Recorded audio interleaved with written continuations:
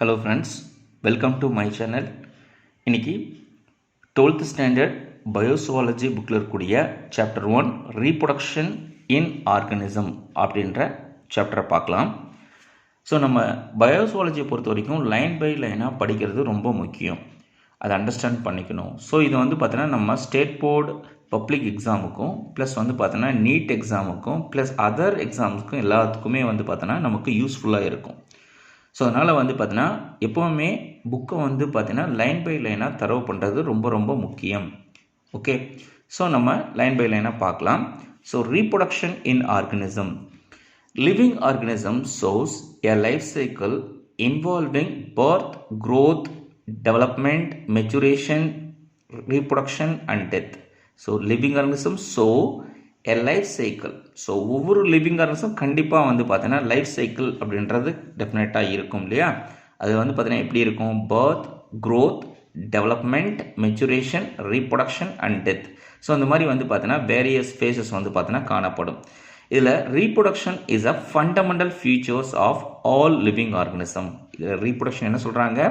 Fundamental features of all living organisms. இதை 1 mark கேட்கலாம். This is the fundamental features of all living organism அப்படின்னா பார்த்தீங்கன்னா reproduction.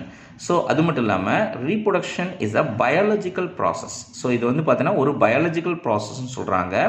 So ஏன்னா இது லிவிங் ஆர்கனிசம் தான் நடக்குது. By which organism produce their young ones. So கண்டிப்பாக நான் லிவிங் திங் எதுவும் பார்த்தீங்கன்னா ரீப்ரொடக்ஷன் பண்ண முடியாது இல்லையா? ஸோ அது பார்த்தீங்கன்னா it's a biological process by which organism produce their young ones.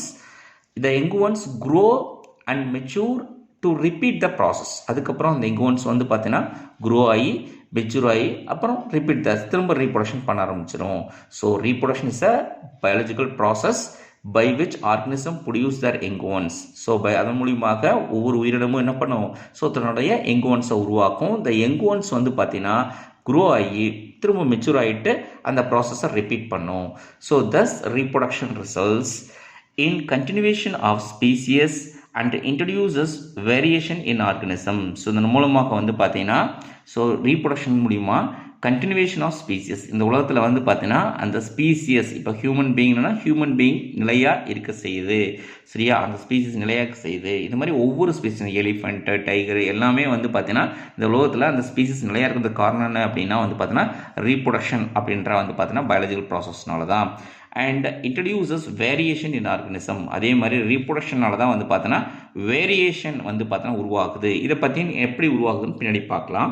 So which are essential for adaptation and evolution of their own kind. So இது பார்த்தீங்கன்னா இந்த வேரியேஷனுங்கிறது எசென்சியல் ஃபார் அடாப்டேஷன், ஒரு இடத்துல அந்த இடத்துக்கு தகுந்த மாதிரி நம்ம பார்த்தீங்கன்னா மாறுறதுக்கும் and evolution of their own kind, so பரிமாண வளர்ச்சி அடைகிறதுக்கும் பார்த்தீங்கன்னா இந்த வேரியேஷனுங்கிறது ரொம்ப ரொம்ப முக்கியம். ஸோ இது இந்த வேரியேஷனுங்கிறது பார்த்தீங்கன்னா ரீப்ரொடக்ஷன் மூலிமா தான் வருது சரிங்களா? ஸோ இது பார்த்தீங்கன்னா இம்பார்ட்டண்டான இன்ட்ரொடக்ஷன்.